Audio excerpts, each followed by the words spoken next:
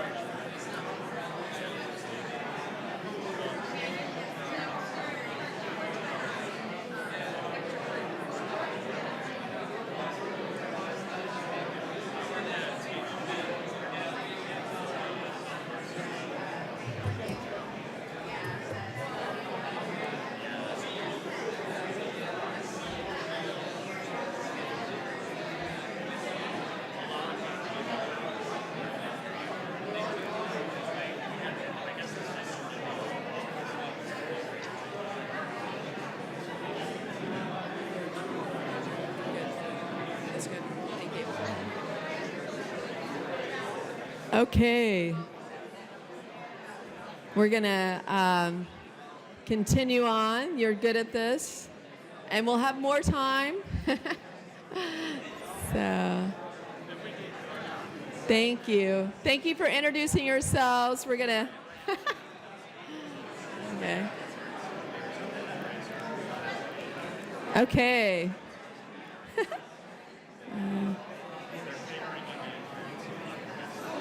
Okay, thank you. We've got a big program set up for you, and definitely more time for this networking, but I love that you are so enthusiastic and friendly, so thank you. Just a reminder, there is water out there. There's a water fountain if you're interested in that, and I think there's coffee back there, so thank you, Mike, for bringing that. And so if you're thirsty, there's and we want to remind you to bring your own water bottles. That's one of the things we like to kind of culturally shift the group to do, which I think is natural for us. So just a reminder to bring your own water bottles or coffee mugs in the future. Wanted just to do a couple quick updates. I just came from One Voice that the Chamber puts on annually. Who's ever been to One Voice or participated in One Voice? Wow, there's just a few hands. Okay, so in a nutshell, the Chamber puts together several task forces on multiple topics, including environment and business resources, but education and energy and HR issues and and business, small business. So a lot of ideas, and then these groups come together throughout the summer, and then those task force top issues then go to a one voice program that we just had this morning with the chamber, and that group decides on what legislation goes forward that they want the chamber to advocate for our members regarding these issues. And so we had several on environmental issues and small business and things like that. But it's an incredible program, so I encourage you just to check it out and maybe participate next year. They're always looking for more businesses to participate. So just to give you a heads up on that. So we just held our Recharge event, which is our first ever fundraiser that we've done in this way, and thank you to all those that supported us. So we mostly had a great feedback, and we had some great results. We know we have a lot to learn, and so we hope that if you were a part of that and received a survey, please tell us what you think. We want to improve this and make it better for next year. So thank you to all that supported us, and I think we have some little Recharge cards for the drawing today. We also at Recharge announced our Bellman winners. So we had a Bellman program that we did in concert with the Rotary Club of Southside Tulsa for 7 years. And then this year we decided we're going to kind of branch off on our own. And so what we did is we took all our scorecard members, and from that grouping we decided who would be these new Bellman winners. And the Bellman winners, Bellman from the past was our top Bellman winner. So Henry Bellman was a statesman here and reached across party lines, was a conservationist, and so it was named after Henry Bellman, and his family is very supportive of it. The daughters still maintain that farm and teach sustainable agriculture on the farm that Bellman grew up on. And anyway, we announced those winners, and so many of them are in the audience. I want to recognize them. We had an overall winner, and then we had a small, medium, and large business or organization winners. So the overall winner went to Covanta, so let's give them a round of applause. Covanta was our top performer overall, only platinum this year. So Matt, you and your team do a lot of hard work, and your coach Edith is here. So we'll throw a little credit to Edith as well on that. And so then our small business went to B'nai Amuna Synagogue for their work, and I think I saw Betty. So let's give them a round of applause for their work. And then, yes, the medium size went to Tulsa Zoo. So there's Rick. So give a wave. Congratulations, Rick. And then the large business went to TCC for their great work. So let's give them a round of applause. But there were a lot of nominees as well, and it was just an incredible group this year, and we look forward to more successes next year. We will show the videos that will be produced by Fox 23 for our winners at our next B2B, which is November 29th, and it'll be at TU. So we hope that you'll join us for that. And if you've never been to a B2B, it's a great way to connect with the business community, specifically looking at sustainability issues when it comes to the triple bottom line. So we hope you'll join us. But we have an incredible presentation today. Part of it excites me, part of it scares me, I have to admit, these cars that nobody's driving. I own an electric vehicle. I just bought one last year, and it's a Leaf 2014, and I love it. It was kind of a scary decision to make because I had to remember to plug it in, which I have remembered to do that, which is good. And just different. And I have to say, it's been a great car for myself and my family for just the amount of driving we do in town. So I'm glad to visit with any of you about it, but really excited about that there's more opportunity and how INCOG is helping to with that as well. So we have Adrienne Janes here with us today. Adrienne is the alternative fuel planner for INCOG, where she works to prepare the Tulsa region and the state for emerging on-road transportation technologies with an emphasis on transportation, electrification, and vehicle autonomy. This is the role. She also serves as coordinator for the Tulsa Area Clean Cities Coalition, U.S. Department of Energy program, and hosts at INCOG with the goal of reducing dependence on imported petroleum. She is a founding member and serves on the executive committee for the Oklahoma Electric Vehicle Coalition, which brings together utilities, state and local governments, business and car manufacturers to plan for increased use of electric vehicles in Oklahoma. She also serves on multiple state and local task force convening to examine and planning for autonomous vehicles. We're really looking forward to your presentation. Let's welcome Adrienne.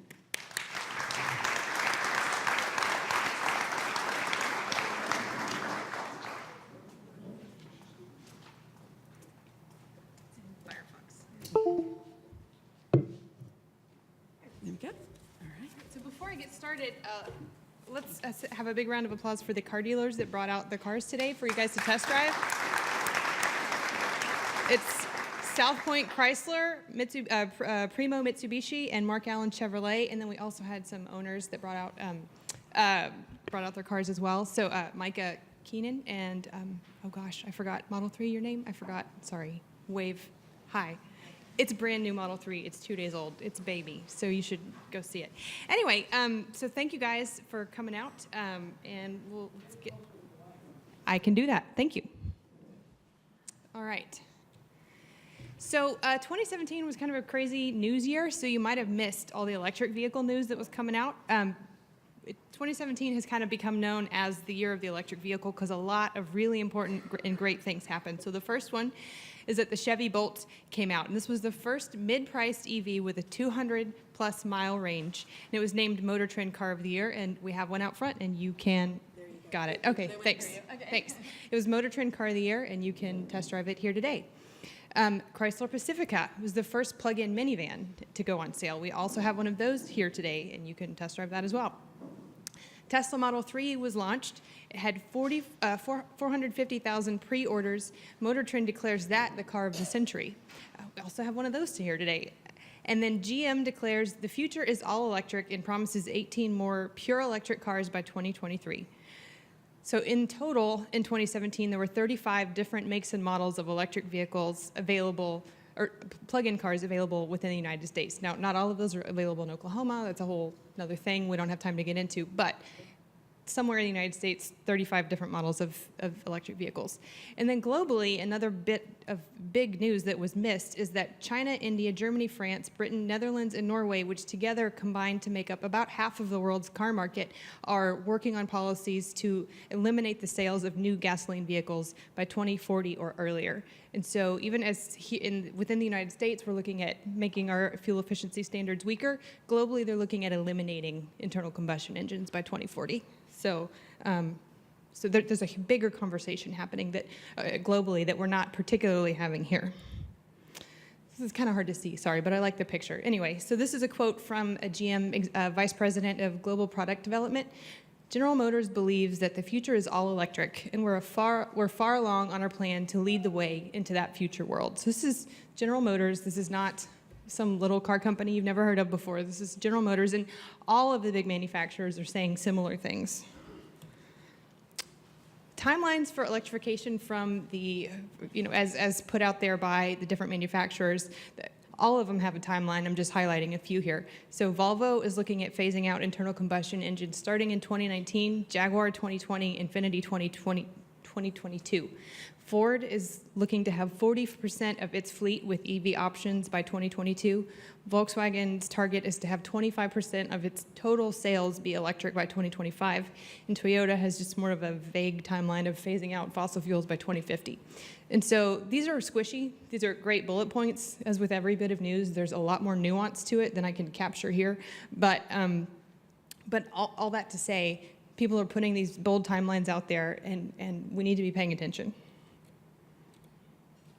So particularly when I talk about the trend toward electrification, what does that mean, eliminating internal combustion engines? So there's three kinds of vehicles that are technically electric vehicles. The first is a hybrid. Those have been around forever. It's like the Prius. You cannot plug it in. It has a battery. It's recharged. That battery captures the kinetic energy from the wheels as it slows down. This is not particularly what I'm talking about, but sometimes when automakers talk about their electrification plans, they do include hybrids in that. Plug-in hybrids are a combination.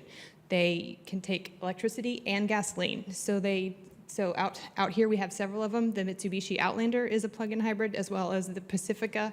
And we have a Volt too, I believe, right? So we have 3 plug-in hybrids out here. So what happens is, depending on the maker and the model, the car travels 20 to 50 miles on battery and then switches over to using gasoline to power a generator. It's still technically running on, it's a gasoline generator powering the motor, so it's still, anyway. But if you're nervous about range, it's a good mix of an option for you, because for most of your daily driving, you probably don't drive more than 40 to 50 miles in a day. Maybe you do, but most people don't actually. So it could meet most of your in-town needs with a plug-in hybrid, and you would drive almost exclusively on electricity. And then they are typically very efficient as well. Once they do switch to gas, Toyota actually makes a plug-in Prius hybrid now, or a plug-in Prius, and so that goes 20 miles on gas. I had the opportunity to drive one for a while, and even at turnpike speeds, it was getting 70 miles to the gallon, even extra turnpike speeds because I was late for a meeting, but so I was very impressed. So they're very efficient cars. And then of course there's all electric, which is what most people think about when you think about electric vehicles. They cannot take gasoline. There's no way for them to do it. If you put gasoline on it, it would just, you could put it in a jug, I don't know. Anyway, and EV owners they always feel weird going to get gas for their mowers. So they have to, anyway, they're like cheating on their cars. So anyway, so electric cars, no gas. Okay, so why is this important to sustainable Tulsa?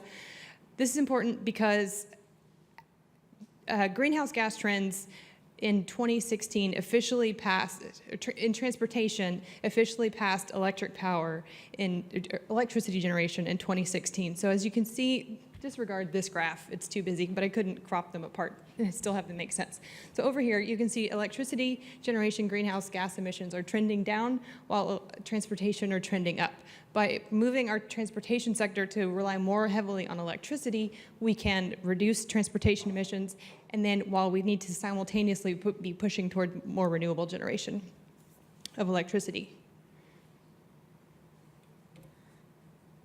So I frequently get asked, but what, there's lots of environmental impacts that aren't measured. Yes, there's no tailpipe emissions on an EV, but how efficient are they really? How does it, when you total everything together, what's the real impact? So this is a map from the Union of Concerned Scientists that tells you what miles per gallon equivalent you're getting by driving an electric vehicle by using the power grid and the sources of electricity generation by region. So if you look in Tulsa, or in the Tulsa area, or Oklahoma, it's equivalent of 49 miles per gallon. So if your car is getting, or truck or whatever, is getting less than 49 miles per gallon, you can save on your emissions by switching to an electric vehicle. And this is improving substantially over time. When we first looked at this 5 years ago, it was equivalent of a 39 mile per gallon car. So the electricity grid is getting cleaner. An electric vehicle is the only vehicle you can buy that will get cleaner with time. An internal combustion vehicle gets less efficient over time. They're better than they used to be, but over time they get less efficient. Electric vehicles will also get less efficient, but at the same time, the power grid is getting cleaner, so you're having fewer environmental impacts. So if the car you buy today is going to be cleaner, it will be cleaner in 5 years than it is today, simply because that fuel source is getting cleaner as we increase the amount of renewables in the grid. And I'm not going to talk about heavy-duty electric vehicles today, but 2017 was the year of the electric vehicle. Most people think about, light-duty cars, trucks that we all have the most experience with because that's what we drive every day. But there's a tremendous amount of happening on the heavy-duty sector as well. So I think 2019, 2020 is going to be the year of the heavy-duty electric vehicles. So Tesla has their semi-truck, their scheduled production in 2019. I put the question mark for all you Tesla haters out there because they're notorious in missing their production deadlines. But it's a great truck. It's out there. It's been spotted in Tulsa multiple times, charging up at the supercharger out in Catoosa. So keep your eyes peeled because you might see it on the roads here. Cummins is working on an electric truck as well. the school bus is an international bus, IC bus, and that's going to be built here in Tulsa at the International Bus Plane out by the airport. And so I got to ride it the other day. It's really fun, and I mean, as fun as a school bus is. And so it's zippy for a school bus. And so it's really, I'm super excited. These are going to be built in Tulsa. So we get to be a part of this coming transportation revolution by these buses built here. And then this is a Proterra battery electric bus, and these are already in service in over 50 transit agencies across the United States. And Cherokee Nation is here, and they recently got a grant to add 2 of these to their fleet. And so Cherokee Nation is going to be among the first to offer electric buses in a rural transit application. So we're really excited to see how it does and put it through its paces and have it be this pilot project for the country to see that even electric vehicles can work in rural Oklahoma. They can work in whatever city you want to think about putting them in. So good job, Cherokee Nation. So that's heavy-duty vehicles. So how is Tulsa preparing? I know a lot of people think we're not doing anything. It's not true. I'm busy, I'll tell you that. So there's not a lot that you can see yet, but we're not as far behind as you might think we are. So yay for that. So when we talk about charging, when you think about when you fuel your vehicle with gas, you go to the gas station, right? That's all there is. You wouldn't really want a gas pump at your house, fire hazard, stink, smell, hassle, all that. But that's not true with electric vehicles. There are lots of places you can charge your electric vehicle. You can charge one right here if you could get it in the door. They can plug into any outlet. It would take a long time, depending on the battery size. It could take a few hours or it could take a few days to fully charge on a regular old outlet, but it can be done. So we have to figure out where cars are and where we want to put this charging. Home charging will meet the needs of about 85 to 90% of drivers on a daily basis because you already have electricity in your garage, most likely. It'll work. So you can put a charger in there or you can plug in. I used to get demos of different electric vehicles. I plugged them into the same outlet I plugged my Christmas lights into. It was slow, but it worked. We've since bought our own electric vehicle and we've upgraded, so we have charging infrastructure in our garage. But all that to say, just because there's no chargers all the way around town doesn't mean that you need them. They're helpful, they're great, but they're not necessary for you to buy an electric vehicle tomorrow. So home charging is great. It's where you'll get the cheapest charge because you can charge overnight and it's convenient. And why would you want to go somewhere else to charge when you can just plug it in while you're at home, right? And you unplug your car and you're ready to go in the morning. Workplace charging is another great place to charge, or is a great place to put charging. It's great because it gives people more range. For people who do drive more, who have longer commutes, you can essentially double the range on that vehicle. So you're parked there for 8 hours during the day. You can plug in if you drive in from Bartlesville or wherever, if you have a long commute. That way you can give people more confidence that that electric vehicle is going to make it home. Also, the other benefit of workplace charging, for those of you who are business owners or who are influential in your place of work, workplace charging is one of the best ways to promote electric vehicle use because it's a new technology, people don't really understand it, and so it spreads better by word of mouth. And so if your coworker's driving an electric vehicle and you can go test it out on a trip for lunch, you're going to be way more interested and take it more seriously and really consider one for a purchase when you're in the market for the car. So workplace charging if you're personally interested in advocating for electric vehicles, that is the single best thing you can do to influence your sphere around you. And then public charging, that is what most people think of when we think about when we think about EV charging, is just that level 2 charging on the street. We don't have a lot of that, and I don't think we're going to have a lot of that for a long time, and I'll get into that in the next slide. But so we're trying to be real strategic with where we put this charging. So what we've seen in other markets is they kind of put charging everywhere, and some of it was heavily utilized and others of it weren't, even in strong markets with lots of EV adoption. And so we're trying to be really careful about where we spend money to put charging. So we're not going to put it on the street out here because somebody can pull up in their truck or whatever and just block it, either out of ignorance or out of hostility, which both happen all the time. And then that charger is useless. So we want to try to put the chargers in locations that are flexible, that can't be easily blocked, and they're not necessarily prime spots that are going to be taken by the first person who drives up and then it blocks. And it's nice to have it there, but if it's unusable, it's kind of a waste. So we're trying to learn the lessons of a lot of other communities. So I'm not going to spend much time on this slide. The point of this slide is just to let you know what charging is many things. And you can go super fast or super slow, and you can spend almost no money, or you can spend a lot of money. So if you're thinking about charging, talk to me later and we'll figure it out. But anyway, all that to say is one size does not fit all with charging. It's very different, and it ranges from basically free to extremely expensive. So we got to make the right choice with charging. Sorry, I can't see there we go. This is another thing I'm going to kind of fly through, just to give you an idea of how we're thinking, because it's not really relevant to most of you, but just so you know kind of the underpinnings of how we're making the choices on where we prioritize to put charging. Cars are parked 95% of the time, statistically. Even if you feel like you drive a lot, your car is still probably parked over 90% of the time that you own it. So we're going to put charging where the cars are parked, because for now, it takes more time to charge a battery than it does to put in a liquid fuel. So we want to strategically site the chargers where people don't feel stuck by having to go there. So that's why home charging is great, because you're there anyway, you're sleeping, charge up while you're there, and that's the easiest, cheapest way to do it. But you're not always at home. Sometimes you go on trips, and sometimes you need fast charging, and so we're trying to strategically locate that as well. So do we match the charger and the infrastructure cost to the natural dwell time of a location? Sort of the classic example I give of this, of a mismatch, a well-intentioned mismatch in technology, was Sonic a few years ago did a test run of EV chargers down in Texas. So they put what is called level 2 charging, this medium speed charger, at a Sonic. Well, okay, those chargers take 4 hours to charge. Raise your hand if you want to be at Sonic for 4 hours. Like, no one wants to be at Sonic for 4 hours. There's no bathroom.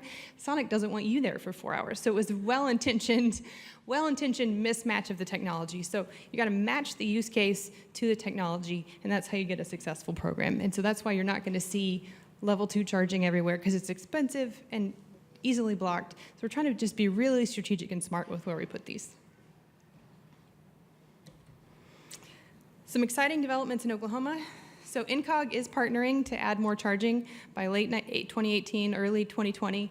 We don't have the details ready to announce yet, but we're going to do hopefully 2 or 3 fast charging sites, and as well as a little bit more of the slower charging, level 2 chargers around at regional destinations. So people who come in from Muskogee or Bartlesville to come to an attraction in town, or Oklahoma City, they can charge up while they're at that destination and be ready to go when they're done. So we're trying to be, again, strategically putting this out there.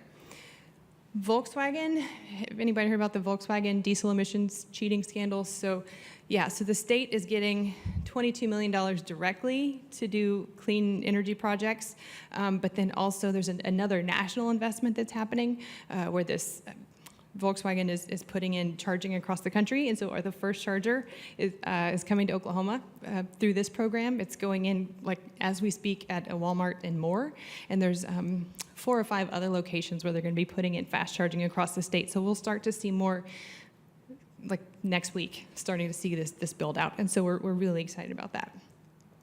I already told you about Cherokee Nation and their electric transit bus, but also Cherokee Nation is doing a lot of great planning with electric vehicles, and you should talk to them about it. And last October, they put in a solar canopy with electric vehicle charging underneath, and it's been a really successful program. So they've had more of their employees look at buying electric vehicles since that was installed. So it's a great example of a successful workplace charging project. I already told you about IC Bus. ODOT put in their first chargers at the Capitol complex. My husband is actually charging our EV there right now as we speak. And so it's not here to show you today because it's charging up there. But the governor did a ribbon cutting at the ODOT charger, and she had really nice things to say about electric vehicles. I was surprised.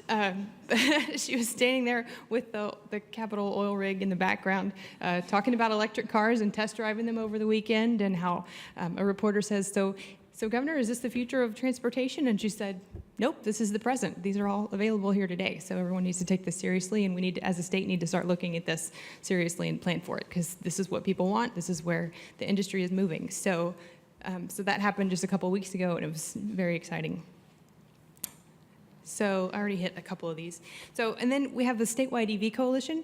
If you love electric vehicles and electric vehicle policy, come geek out with us, because we deep dive into the weeds on electric vehicle issues. We meet quarterly, and it's like as Corey said in the intro, it's utilities, it's us at the Metropolitan Planning Organization, so NCOG, ACOG, vehicle manufacturers, charger manufacturers. It's a fun time. We also have a Tulsa EV coalition that doesn't really meet very regularly because we just don't. But if you have an interest in that, talk to me, because we're kind of trying to figure out what the niche is for EV coalition for Tulsa. So if you are personally interested, talk to me later. Yeah, oh, and then we also got electric vehicles added to the state purchasing contract, so the state fleet can actually buy electric vehicles, and then soon they'll be able to procure charging as well at a reduced cost. So there's a lot happening around the state. So this is a ad campaign that launched yesterday. It's actually out of California, but it's called Electric for All, and it's a really helpful website. And so if you are in the market for an EV, it summarizes them all and tells you all about them. And I love their campaign that it's electric for all, electric for dog lovers, for cat lovers, for vegans, for hunters. It's great. And so give that website a look, because it just launched literally yesterday. And it's a really helpful site for thinking about EVs. So what can you do to help, short of just buying an EV, in order to reduce your transportation greenhouse gas emissions? You can just drive less. You can choose to walk, you can bike, you can take the bus, you can choose places that are closer to home to reduce your driving. And because those transportation trends, we need all of the above solution. EVs are helpful, and they're a key solution into reducing those transportation greenhouse gas emission trends. But we all have to start making different choices about how we structure our lives. So choose places that are closer to home. Like for my family, we changed churches because we didn't want to drive across town. So we picked one that was way closer. So just things like that. Where do you go out to eat? Do you choose a restaurant on the other side of town, or you choose one that's closer that you could maybe walk to, or at least drive less to get there? So thinking through all those choices you make on a daily basis, can really help you reduce your overall impact. If you are in the market for a car, do look at EVs. They are exciting, they're fun to drive, they're fast, and they're really fun cars. And like I said, that's where everything is moving towards. But do your research and find out what would work for your family. And also a big plug for used electric vehicles. They're a great value. And so they've been around for a while, so you can find a great deal on used EVs. I'm actually in the market for one, so if anyone's looking to sell their electric car, let me know. Because we're trying to become all electric in our family. We already have one, and it's got the range that we need. So we're looking for just an old one for just driving around in town to meet those daily driving needs. So also speak up. Ask for walkable development. Ask for improved transit, and then use those things when they come. You can ask your elected officials about EVs and charging and how we're planning for it. Ask the utility, ask everybody, and talk about it, because these are all things that are coming, and we need to push for them. So that's kind of it on EVs. Anyone have any questions? Or Corey, what time do you need me to stop talking? Well, if we want to, you need to be thinking about your Okay. So we have time for a few questions before I move to autonomous vehicles. So I'm trying to combine 2 long presentations into 1 shorter presentation. So anyway, yeah. Thanks, that was great. I just had a question on that graph that you showed way back, but you don't have to necessarily go back there. But I came in a little late, so I might have missed it. But is the reason that we now, that one. So this is carbon emissions, transportation exceeds like all electric power. This is in the U.S. Yeah. Across the country. Are the reasons for this mostly like the switch to natural gas, or is it that plus the combination of renewables? It's both. It's both. That was my question. Yeah. I mean, I think natural gas would be the largest, but renewables are helping as well.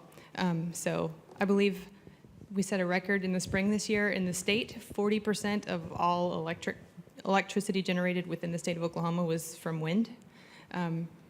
that the spring is when the wind's blowing the hardest. But so it's trending in the right way, but it is absolutely both. So thank you for pointing that out. I have run out of gas 2 or 3 times in my adult life, and a few more times before that. Is it theoretically possible, or is it already possible for AAA and places like that to come out and bail you out if you run out of electricity? They can give you a tow, and but they and I have seen components that could give you a little boost, sort of like a little gas tank for your car. I don't believe they're in wide use yet, but I did read an article about it and forwarded it to my AAA contacts the other day. So. Hi. Do electric vehicles have a phantom draw? Yes, they do. A phantom draw. So, well, actually, probably. I don't really know, but they do. I was thinking of a different answer to your question. So, probably the chargers do have some because most electrical components do, but they also can. The battery can deplete when you're not driving it. But on some makes and models, depending on how long it sits. I know on the Tesla, for example, it has a program that keeps the cabin from overheating, so it keeps it less than 100 degrees. So if it's a super hot day, your air conditioner may cycle on and off. So that wasn't really your question, but that was the answer I was thinking of when you asked it. Yeah. Question, has the industry standardized where, like for public charging, can a Nissan, Tesla, a Chevy all pull up to the same charger and plug in? At level 2, yes. So at the medium speed chargers, yes. The Tesla has a different standard, but they have they all come with their own adapter. So level 2, that medium speed, yes. But at the fast charger, it's condensed down to 3. Okay. But you only need to worry about 2 because Tesla's is proprietary and they build out their own network. Yeah. Any more questions on electric vehicles? And so don't forget, go out and test drive the cars. They've generously brought them out today. Ask the owners what it's like to drive an electric car in Tulsa. Micah, raise your hand, and then, what is your name? Preston, yes. Yep, so go out and you cannot drive their cars, but you can drive the cars that the dealerships brought out. So please do that if you have time.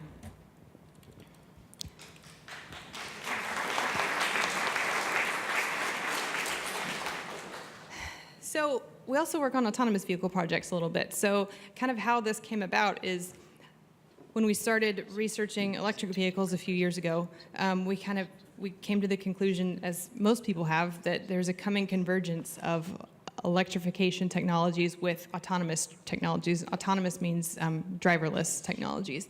And so there's huge investments in both from the auto manufacturers, in batteries as well as sensor technology and all the things that are going to allow for cars to drive themselves. And I realize it's a little bit scary, but as sustainably minded people, it's really important that you pay attention to this and advocate for good planning in how this goes, because this can go really well or it can go really bad for the environment and for livability standards. And we'll get into that in a second. So when we talk about autonomous cars, I find most people assume I'm talking about taking their regular old car that they drive now and it would drive itself, but your life would be mostly the same except you're free to text or whatever while you're driving. That's not necessarily the case. And so vehicle automation is not an all or nothing proposition. So these are the levels of autonomy, and it goes all the way from 0, which is probably what most of us have, up to 5. So if 0 is what we're used to, the car maybe has cruise, but that's it. Level 1 assisted is enhanced driver assistance features, and there are lots of cars on the market that you can buy today that are technically level 1 autonomous. This would include things like adaptive cruise control, lane keeping assist, and these types of features. Those are level 1 autonomous features. Level 2 autonomous features, autonomous cars are ones that have multiple of level 1 features all kind of grouped together, functioning together in one suite of driver enhancement. And there are at least 9 vehicles on the market that are level 2 autonomous. And that would include both cars out. Well, I'm not sure if the Nissan might technically be level 1, but Micah says it drives just like the Tesla, which is a level 2. So it's a little confusing, and it looks nice on a graph, but as with most things in the world, it doesn't always break down so neatly in real-world scenarios. But all that to say, there are lots of cars on the road with level 1 and 2 autonomous features. Level 3, Audi is claiming that they have one that they're going to that's available now that was level 3, and so level 2 is temporary hands off, so you can take your hands off for a few minutes, not a few minutes, a few seconds. You can look around the cabin and be slightly less engaged than you have to be otherwise. Level 3 is again temporary hands off, a little bit more control given over to the car in certain scenarios, but again, it has to have a driver to be engaged and to have that car functioning. Level 4, you can close your eyes and take a nap and put your hands in your lap in certain scenarios. Level 4 autonomous vehicle operates completely on its own within defined use cases, and that defined use case will vary by vehicle type. And then level 5, that car may or may not have a steering wheel, may or may not have pedals. It can do whatever it needs to do in any scenario. And so where the market is currently is 2, moving to 3, but this is a fast-moving scenario. There are lots of level 4 vehicles becoming more and more available, not for you to purchase, but for use in fleet applications. So we'll talk a little bit more about that. So just always got to define what autonomous vehicle is before we start talking about them. So on that spectrum of autonomy, AAA had a study come out a few weeks ago that said these new technologies, safety technologies, could potentially prevent 40% of all the crashes that occur. And so what's not in the bullet point is also the remaining crashes are typically less severe because that car starts braking a second or two before you even notice something is wrong. So even if you might end up ultimately hitting another car, you're moving slower than you would have been otherwise. And so I get it. These are all kind of crazy things to think about, but these are tools in the toolkit to make us all better drivers in the meantime. But again, they're tools, and they have to be used correctly. You wouldn't just hand a chainsaw to a child. So you've got to, they're enhancements to how we already drive until we get to level 5, but on this path. So here's what they see.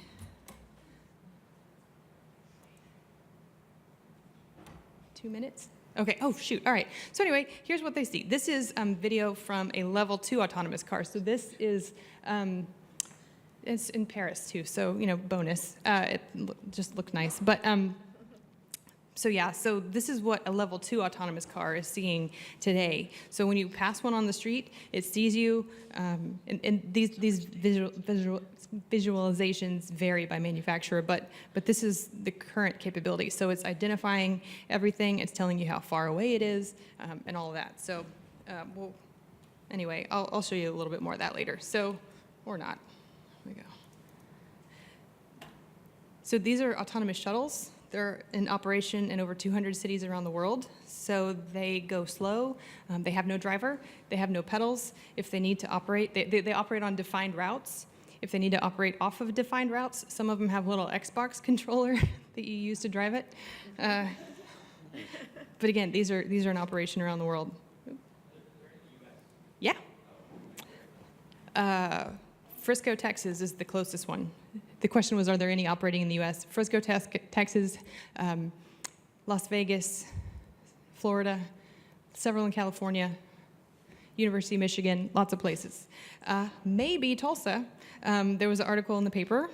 A lot of people saw it. We're thinking about putting an autonomous shuttle as a connection from Gathering Place to Philbrook because the bus rapid transit line down Peoria is in between those, and so it would serve as a connection from the bus rapid transit line to Gathering Place and to Philbrook.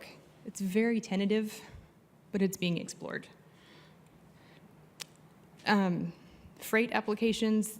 This was the first autonomous delivery. Drove 150 miles down the highway with the driver in the back seat. It's level 4 autonomous because it was in that defined use case scenario. Once it gets into town, the driver takes over. But this was 2 years ago at this point, and it was a beer run. It was a beer delivery in Colorado. Big moments in human history right there. This was in the paper last week or 2 weeks ago. The company is contracting with a grocery store in Oklahoma City to do autonomous grocery deliveries in Oklahoma City in 2019. So I really want to get our shuttle on the road before they do, but we'll see. Yeah.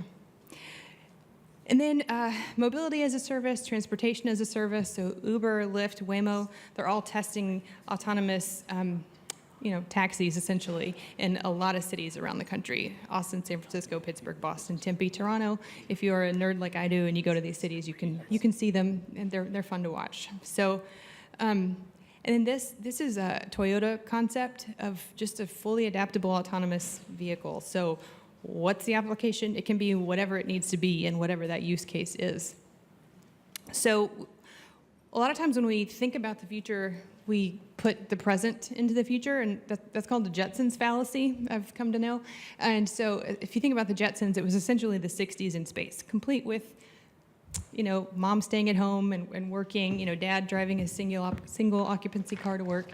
It was a lot about the 60s in space. Don't do that. Yes, that was awesome. Except there was still a lot of parking garages, which I didn't understand.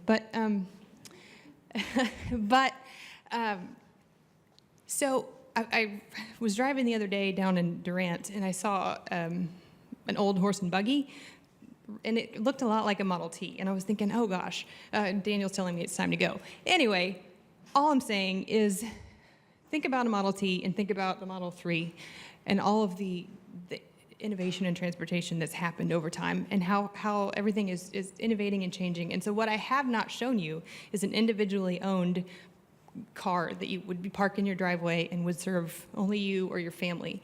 So what needs to happen going forward is electric vehicles. So is the convergence of electric vehicles, driverless cars, and car sharing services. That's how this happens quickly. That's how it happens most efficiently. And that's how it happens with fewer environmental effects. DOE did a study a few years ago that said autonomous vehicles could either lead to a 200% increase in energy use in the transportation sector or a 90% decrease, depending on how we do it. If my family goes from being a 2-car family to being a 3-car family, because now all of a sudden I don't have to take my kids to soccer practice, they can have their own car. They don't have to wait till they're 16. They can have a car now. So, plus, you can keep people in their cars longer if they don't have to be able to visually see. So we could put way more cars on the road in this scenario if we take the driver out of the equation. But if we all can share the cars, it's going to be a heck of a lot cheaper for everyone, and it's going to be a heck of a lot cleaner because if we all have empty cars circling around, congestion's going to get worse, traffic's going to get worse, it's going to be more expensive.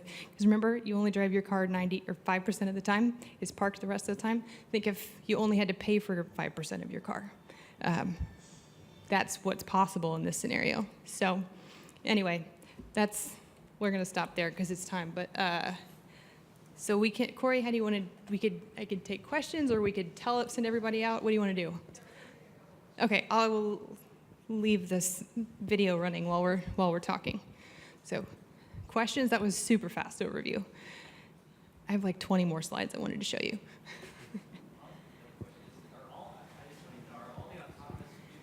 They're not. Most of them are going that way. And to run the electronics on the car, it makes the most sense to have that be battery powered. But they're not necessarily all. But when you look at the investments automakers are making in both batteries, electrification, and autonomous features, that looks like where the industry is going. And it's where it needs to go for those of us who care about the environment.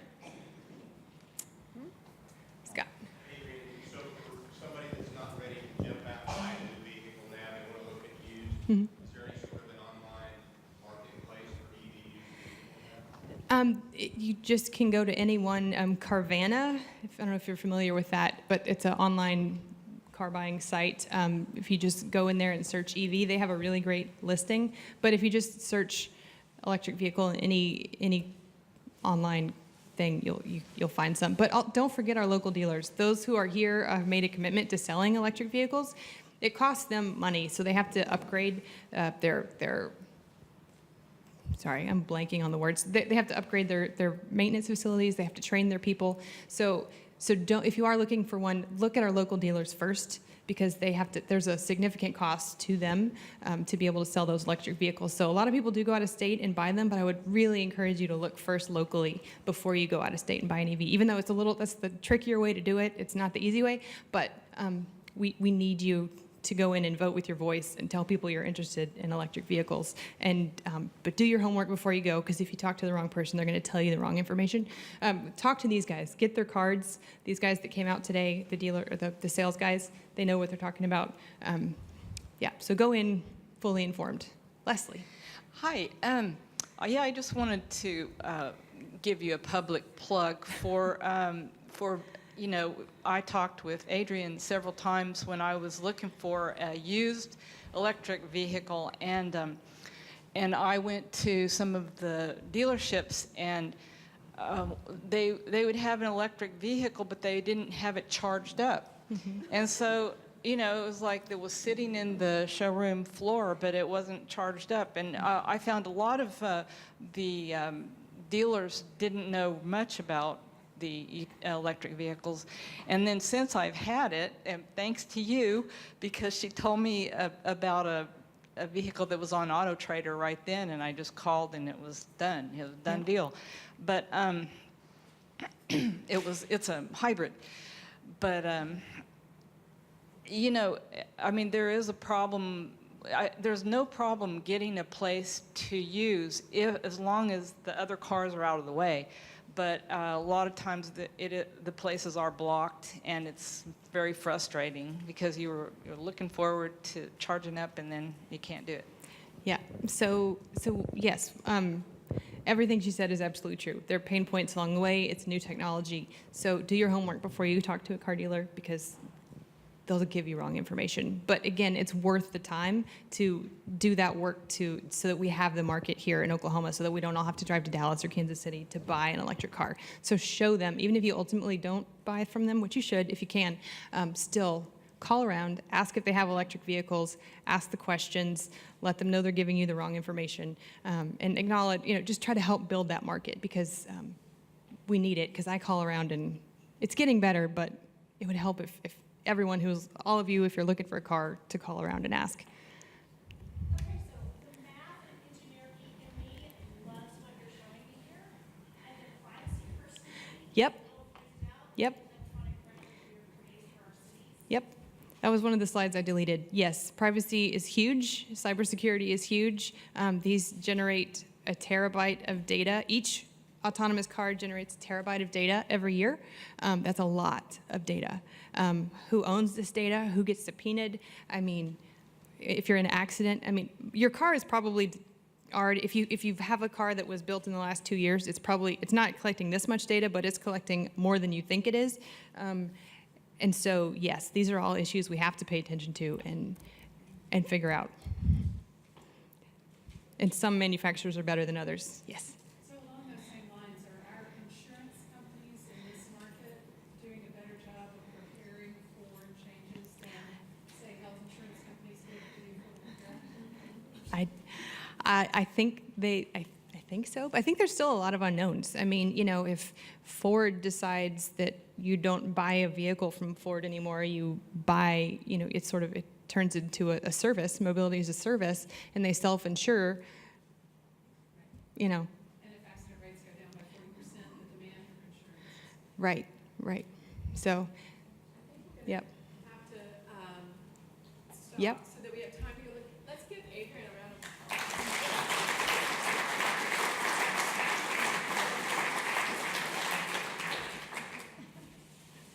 So we definitely have a chance to check out some of the cars out there. We also have a few gifts, and so we want to we have we're going to call some names. We have 3 deck of cards from our recharge, and then a couple gifts that Muskogee Creek Nation pulled together for us. So who's the first winner here?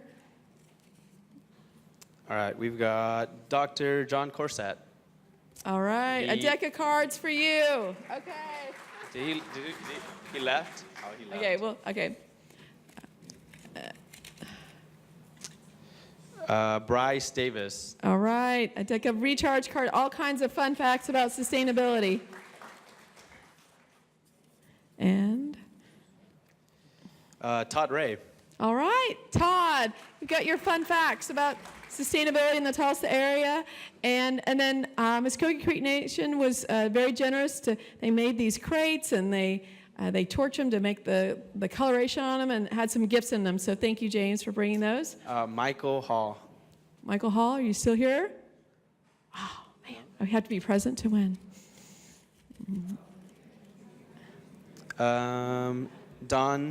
Donald Pugh. Q. Oh, yeah, all right. Come on down. One more, yeah. And, Christy Lawson. all right, great. Thank you all so much. We'll see you next month here at First Thursday. Go check out the cars. Thank you so much for joining us.